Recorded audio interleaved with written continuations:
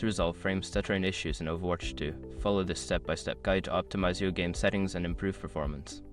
This will help ensure a smoother gaming experience. Step 1. Check system requirements. Ensure that your computer meets the minimum and recommended system requirements for Overwatch 2.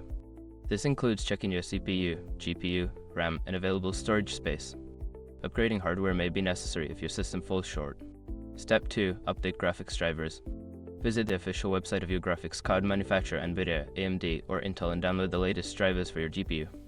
Installing updated drivers can significantly improve game performance and fix bugs that may cause stuttering. Step 3. Adjust in-game settings.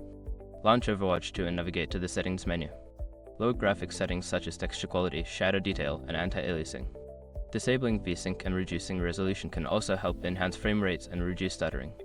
Step 4. Optimize Windows settings. Access Windows settings and adjust for best performance. Disable background applications that consume resources, and ensure that your POW settings are set to high performance.